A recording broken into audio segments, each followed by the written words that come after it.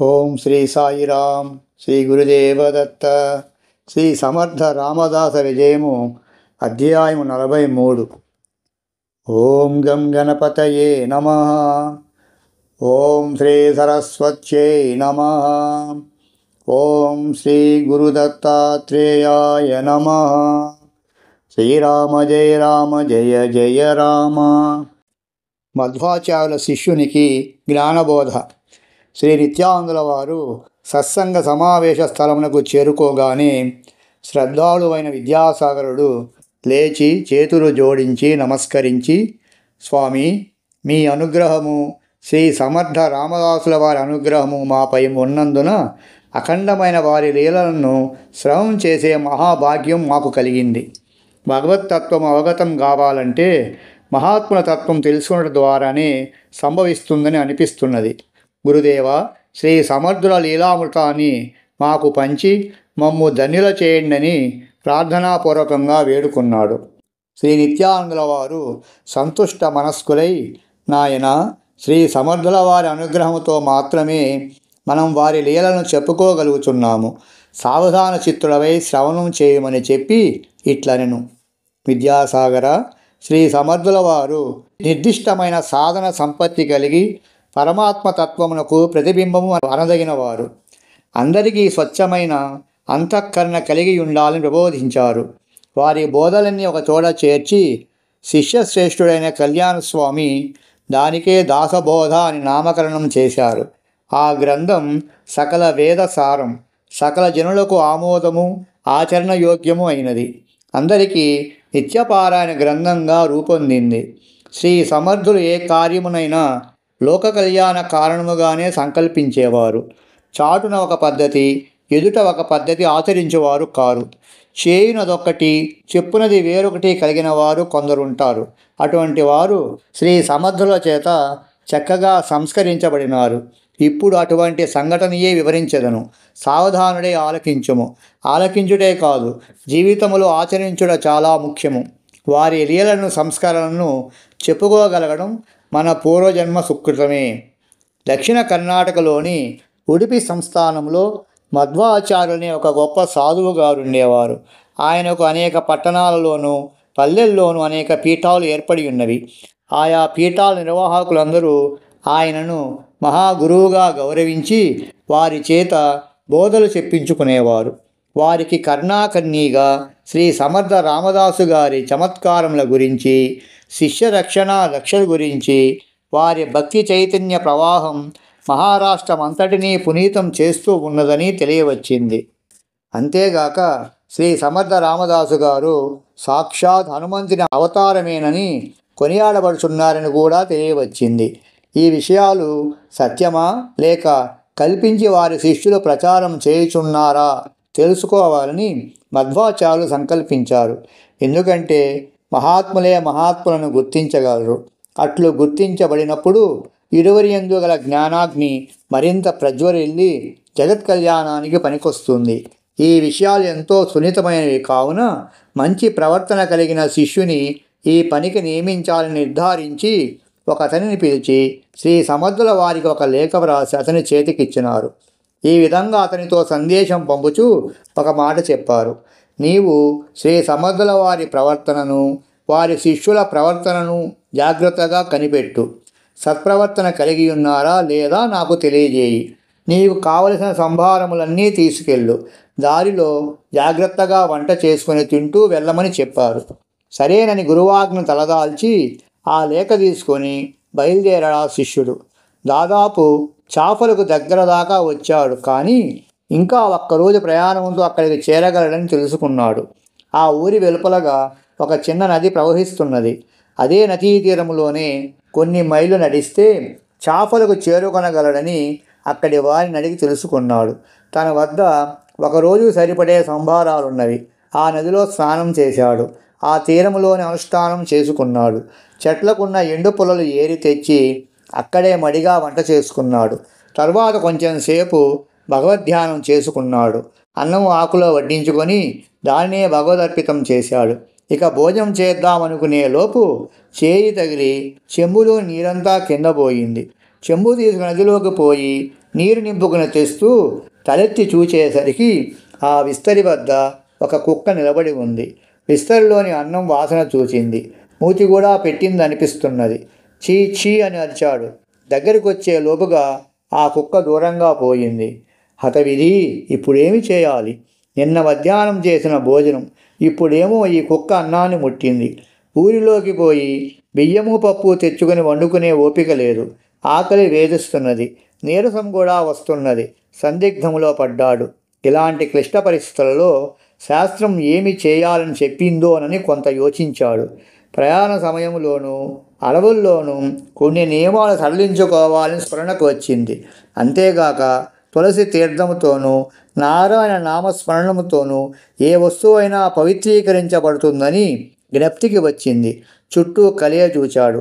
ఆ సమయంలో ఎవ్వరూ అక్కడ లేరు. అది కూడా తన మంచికే. ఎవరైనా చూస్తే విమర్శిస్తారు. ఎవరూ చూడలేదు అనుకొని కొంత ధైర్యం తెచ్చుకున్నాడు. ఇంకెందుకు ఆలస్యం అని తులసి తీర్థంతోనూ నారాయణ నామస్మరణతోనూ ఆ అన్నాన్ని పవిత్రీకరించాడు. గబగబా ఆరగించేశాడు. మరునాటి మధ్యాహ్నానికి చాఫలికి చేరి మఠానికి వచ్చి శ్రీ సమర్థుల వారిని దర్శించుకున్నాడు. తన గురువుగారిచ్చిన లేఖను ఆయనకు సమర్పించాడు. ఆ లేఖను అందుకొని అది ఉడిపి పీఠం నుండి వచ్చినదని చెప్పగానే శ్రీ సమర్థుల వారు ఆ గురువుగారి పేరున శిష్యునికి నమస్కరించారు. చాలా సంతోషపడినారు. ఆ లేఖలో శ్రీ సమర్థుల వారికి నారాయణ నామస్మరణంతో నమస్కారములు చేస్తూ తమ జగదోద్ధరణ కార్యక్రమములు కర్ణాకర్ణిగా మేము విన్నాము. అనుకూల సమయంలో తమని ప్రత్యక్షంగా కలవాలని కోరుచున్నాము అని వ్రాయబడి ఉంది. ఆ విషయం చదువుకొని మరొక్కసారి ఆ లేఖకు నమస్కారం చేశారు. తర్వాత ఆ లేఖను తెచ్చిన శిష్యునితో, అయ్యా, తమరు నదికి పోయి స్నాన సంధ్యాదులు నివర్తించుకొని రండి. ఈలోపుగా నైవేద్యం సిద్ధము చేస్తాము.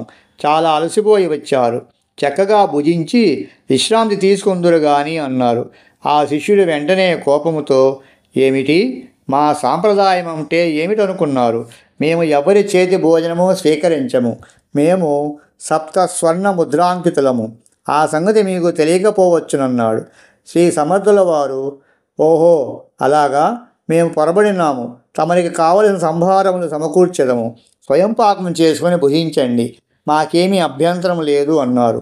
ఆ శిష్యుడు అప్పుడు తన మనస్సులో ఈయన వ్యవహారమంతా కనిపెట్టి, నేను మా గురుదేవులకు నివేదిక ఇవ్వాలి, ఈ చర్యలన్నీ బాగా గమనించాలనుకున్నాడు.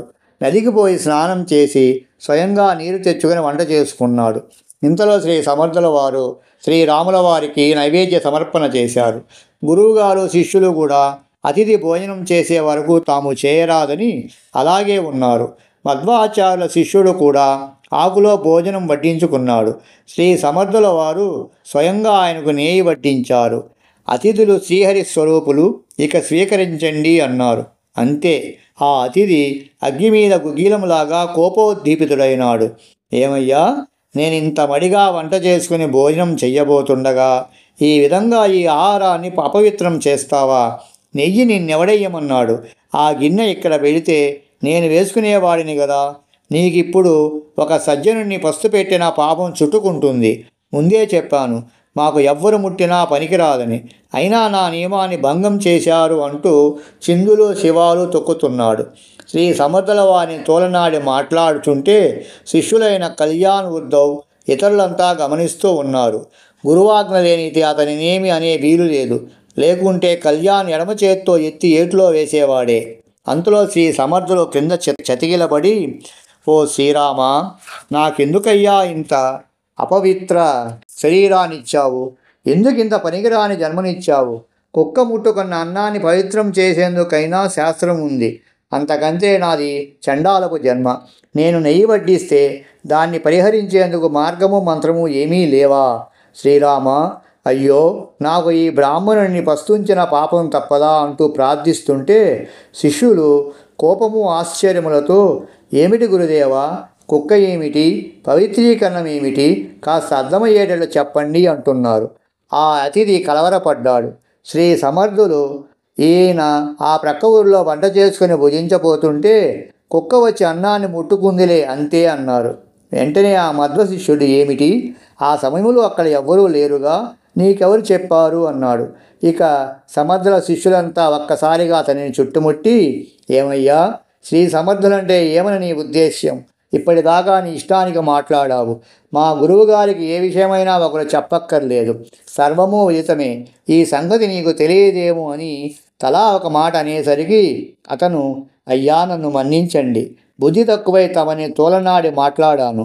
నన్ను అనుగ్రహించండి ప్రార్థించి శ్రీ సమర్థుల పాదాలపై పడినాడు.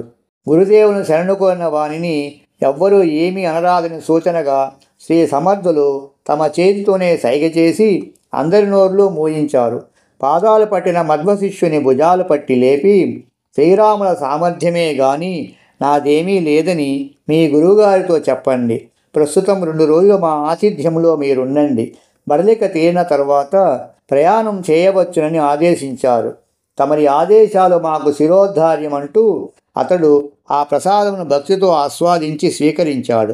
శ్రీ సమర్థుల కృతజ్ఞతలు తెలుపుకుని తాను కుక్క ముట్టుకున్న అన్నం తిన్న దోషాన్ని ఈ రకంగా దూరీకరించి తనను పవిత్రుడిగా చేసినారన్న సత్యాన్ని గ్రహించానని చెప్పాడు.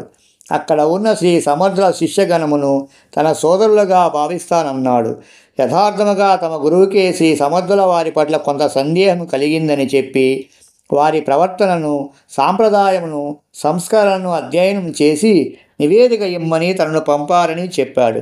ఈ సంఘటనతో తన పని సులువైందని, తమ గురువుగారికి ఈ విషయాన్నే చెప్పేదనని చెప్పి 2 రోజుల తర్వాత బయలుదేరగా శ్రీ సమర్థుల వారు తమ సంచారంలో ఈసారి తప్పక ఉడిపిలో వారిని దర్శిస్తామని ఎంతో వినయంగా ఒక లేఖ వ్రాసి అతని చేతికిచ్చారు. అంతేగాక అతనికి దారిపత్యము ఇప్పించి కొంత ధనము కూడా ఇచ్చి పంపించారు. అతడు పోయి శ్రీ సమర్థులు సాక్షాత్తుగా హనుమదవతారమేనని గురువుకు వివరించాడు. విద్యాసాగర, చూచావా, శ్రీ సమర్థుల వారి సమయస్ఫూర్తి మరియు వ్యక్తులను సంస్కరించే విధానము. ఒక విధంగా వ్యక్తులలోని దుష్ట భావనను నిర్మూలించుట, సద్భావములను, సదాచారమును ప్రబోధించుటలో వారిది ప్రత్యేకమైన బాట. వాక్కులతో ఎవ్వరినీ నొప్పించరు, బాధించరు. ఎవరి తప్పు వారు తెలుసుకునేలాగా చేసి సన్మార్గము చూపిస్తారు అని చెప్పి జయ జయ రఘువీర సమర్థ అని నామస్మరణ చేయగా అందరూ జయము జయము అని పలికారు. మౌనీభువా శిష్యులు శ్రీ నిత్యానందుల వారు శ్రీ సమర్థుల యొక్క లీలను వివరింపసాగిరి. విద్యాసాగర, భగవద్ అనుగ్రహం మించిన సామర్థ్యము, శక్తి వేరుగా ఎక్కడుంది? భగవత్ శక్తి మహాత్ముల ద్వారా మాత్రమే వ్యక్తమవుతుంది. అది సత్కార్యాని కొరకే. ఇది మహాత్ములకే విదితం. ఒకసారి పాడ్గామ్ అనే గ్రామములో ఉంటుండే మౌనీభువా అనే మహాత్ముని శిష్యులకు శ్రీ సమర్థుల లీలలు విని నమ్మబుద్ధి కాలేదు. సజ్జనగడలో వారుంటారని విని వారిని దర్శించాలని, వారి చమత్కారాలు చూడాలని, వాటిలోని నిజానిజాలు తెలుసుకోవాలని కుతూహలం కలిగి గురువుగారైన మౌనీభువా గారిని అనుమతి కోరారు. ఆయన అనుమతించకపోగా, ఓరే పిచ్చివాణులారా, ఆయన ఎవరనుకున్నారు? సాక్షాత్తు హనుమంతుని అవతారం. మీరు పిచ్చి పిచ్చి ఆలోచనలు చేస్తే ఆంజనేయస్వామి వారి శక్తిని శంకించిన దోషము, పాపము చుట్టుకుంటుంది. మీ సాధనలన్నీ బూడిదలో పోసిన పన్నీరు వలె వృధా అయిపోతాయని మందలించారు. అప్పటికి వారంతా మాట్లాడక ఊరుకున్నారు. తర్వాత ఆషాఢశుద్ధ ఏకాదశి పర్వదినోత్సవానికి పండరీపుర క్షేత్రానికి వెళ్ళేందులకై మౌనీభువా గారిని అనుమతి కోరి ప్రార్థించగా వారు సరేనన్నారు. తిరిగి అందరూ క్షేమంగా వక్ర మార్గాల్లో నడవక జాగ్రత్తగా వచ్చి చేరుకోండి అని కూడా ఆశీర్వదించి పంపారు.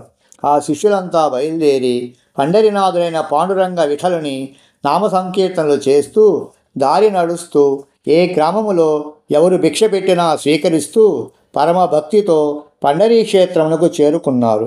3 రోజుల ముందు నుండియే పండరీపురం భక్తజన సందోహముతో నిండి కోలాహలంగా సంకీర్తన బృందాల సందడితో కలకలలాడుచున్నది.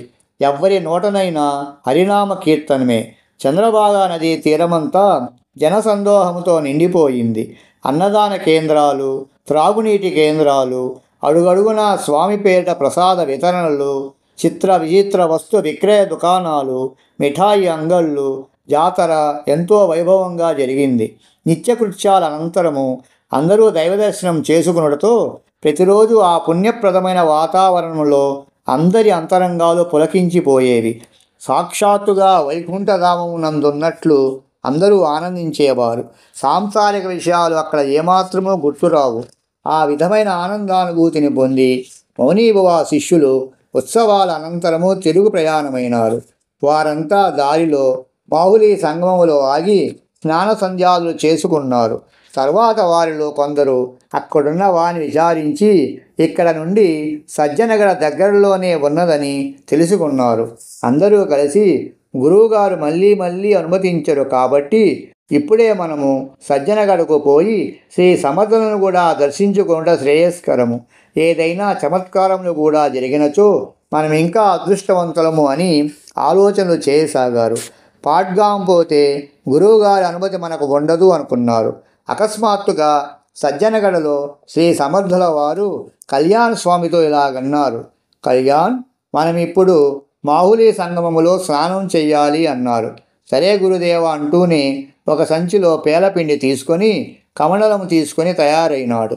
వారిరువురు క్షణకాలంలో మాహుళీ సంగమ తీర్థములో ప్రత్యక్షమైనారు. మౌనీభవ గారి శిష్యులు ఇంకా అక్కడే ఉన్నారు. కానీ వీరేసి సమర్థ రామదాసు గారిని వారికి తెలియదు. వస్తూనే గురు శిష్యులు ఇరువురు నీటిలోకి దిగి స్నానం చేస్తున్నారు. చేస్తూనే గురువు శిష్యునితో, నాకు చాలా ఆకలిగా ఉన్నదప్ప, తినడానికి ఏమైనా పెట్టు త్వరగా, ఒరేయ్ నా ప్రాణం నిలబెట్టరా అంటున్నారు. మౌనీభవ శిష్యులు ఈ మాటలు విని, ఆహా, ఏమి గురువు, ఏమి శిష్యుడు, స్నానం చేసే పైకి రాకుండానే ఆకలిట, నెలలోనే ఉండి ఆహారం స్వీకరిస్తాడట అనుకుంటున్నారు. ఇంతలో వస్తున్నా గురువుగారు అంటూ కళ్యాణ్ పేలపిండి తీసుకొని నీళ్ళలోకి దిగాడు. నడుము లోతు నీళ్లలో గురువు నిలబడి ఉండగా శిష్యుడు పిండి అందించాడు. ఆయన గుప్పెడు తీసుకుని తింటూ, ఒరే గొంతు పట్టేసిందిరా అంటున్నారు. శిష్యుడు కమండలం తీసుకుపోయి నీరందించాడు. తలపైన జటలు, కాషాయ వస్త్రాలు, కానీ చేష్టలు మాత్రం ఇలా ఉన్నాయేమిటో అని మౌనీభవ శిష్యులు విమర్శిస్తున్నారు. ఇంతలో ఆ గురువుగారు, శిష్య, కొన్ని ఆవు పాలు తీసుకునిరా, నాకు గొంతు పట్టేసిందిరా అని కేకలు పెడుతున్నారు. కళ్యాణ్ అటు ఇటు చూస్తున్నాడు. అంతలో ఎక్కడి నుండో ఒక ఆవు వేగంగా పరిగెత్తుతూ వచ్చి అక్కడ ఒక రాయిపైన కాలేసి పట్టుతప్పి ప్రక్కన ఉన్న పెద్ద గుంతలో పడింది. దాని వెనకాలే ఒక స్త్రీ పరిగెత్తుతూ వచ్చి రొప్పుతూ ఏడవసాగింది. మౌనీభవ శిష్యులేగాక చాలామంది పౌరులు పరిగెత్తి వచ్చారు. ఆ గుంతలో పడిన ఆవు చనిపోయినట్లు తేల్చారు. ఆ స్త్రీతో కొందరు పౌరులు, ఏమమ్మా, మీ ఆవు అసలే పగరుబోదిది, దాన్ని ఎందుకు వదిలిపెట్టావు అని అడిగారు. ఆమె, నిజమేనయ్యా, నా భర్త గ్రామాంతరం పోతూ దాన్ని వదలవద్దనే చెప్పారు. 3 రోజులు కట్టేసి ఉంచాను. ఈరోజు అది తెంచుకొని పరిగెత్తి వచ్చింది. నా కర్మ ఎట్లా కాలింది. ఇప్పుడు ఆయన వస్తే ఏమి సమాధానం చెప్పాలని ఏడ్చేదా, ఆవు చనిపోయిందనే ఏడ్చేదా అంటూ కూర్చొని ఏడుస్తున్నది.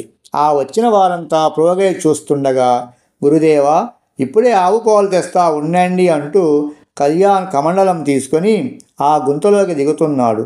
జనం ఆశ్చర్యంగా చూస్తుంటే, ఏమిటి, ఆవు చచ్చి నేను ఏడుస్తుంటే నీవు ఆవు పాలు పిండుతావా అని ఆ స్త్రీ నవ్వు ఆపుకోలేక నవ్వింది.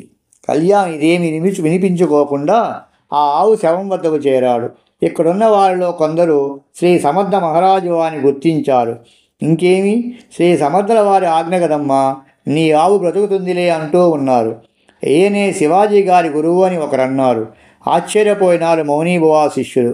అంతలో కళ్యాణ్ ఆ ఆవు శవం పైన చేయించి, అమ్మా గాయత్రి మాత, శ్రీ సమర్థుల వారి ఆజ్ఞ అయ్యింది, లేచి కొంచెం పాలివ్వమ్మా అంటూ ప్రార్థించాడు.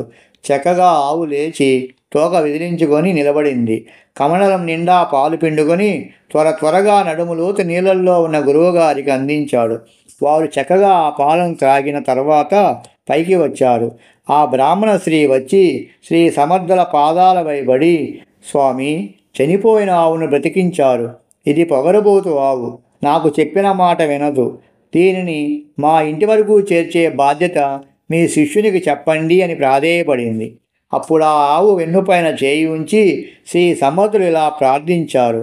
అమ్మా, నీవు కామధేనువు సంతతివి, నీ యజమాని సద్బ్రాహ్మణుడు, చిలిపి చేష్టలు చేయక బుద్ధిగా వారికి సేవ చెయ్యి, నీ జన్మ తరిస్తుంది అని హితోపదేశం చేసి, ఈ ఆవు ఇంకా ఎప్పుడూ తొంటరిగా ఉండదు, సాధువుగానే ఉంటుంది, నీవు నడుస్తుంటే నీ వెంటనే వస్తుంది వెళ్ళు అని వాక్కిచ్చారు. అక్కడ ఉన్న వారంతా జయజయధ్వానాలు చేశారు. మౌనీబువా శిష్యులు ఆనందాశ్చర్యాలతో ధర్మయులై తమ చిరకాల కోరిక ఇక్కడే నెరవేరిందని, తామిక సజ్జనగడ వరకు పోనక్కరలేదని చెప్పుకొని వారి మనోగతాన్ని స్వామికి చెప్పారు. శ్రీ సమర్థులకు అందరూ నమస్కరించగా వారు, నా దగ్గరేమి చమత్కారం ఉన్నది, నేనొక పిచ్చివాడని మౌనీబువాకు తెలుసును, అందుకే మేము వద్దన్నారు. వారు నేను భేదము మాకు లేదు, మీ యందు ఉండవచ్చు అన్నారు. అందరూ సజ్జనగడకు వచ్చి 4 రోజులుండి పొమ్మని ఆహ్వానించారు. గురువుల ఆజ్ఞని అందరూ సజ్జనగడ చేరి సత్సంగ సభలలోనే పాల్గొని ఆనందాన్ని పొందారు. చివరికి వారిని సాగనంపు సమయంలో మౌనీబువా గారికి మీ నారాయణ వందనములు చేశారని తెలపండి అని సందేశాన్నిచ్చారు. శిష్యులంతా పాడ్గాం చేరి మౌనీబువాకు సకలము నివేదించగా మౌనీబువా గారు బాగా అయిందిగా దర్శనం అని పకపకా నవ్వారు. విద్యాసాగర, మహాత్ములను పరీక్షించాలనుకోవడం హనుమంతుని ముందర కుప్పిగంతుల వంటివి అని చెప్పి జయ జయ రఘువీర సమర్థ, శ్రీరామ జయ రామ జయ జయ రామ అని జయ జయనాదములు చేశారు. ఇది విద్యాసాగర శ్రీ నిత్యానందయోగి సంవాద రూపమున శ్రీ దత్తాత్రేయ సంప్రదాయ శిష్య పరంపరలోని శ్రీ శ్రీ శ్రీ స్వామి విఠలానంద సరస్వతి మహారాజ్ విరచిత శ్రీ సమర్థ రామదాస విజయములోని 43వ అధ్యాయము సంపూర్ణం. ఓం శాంతి శాంతి శాంతి.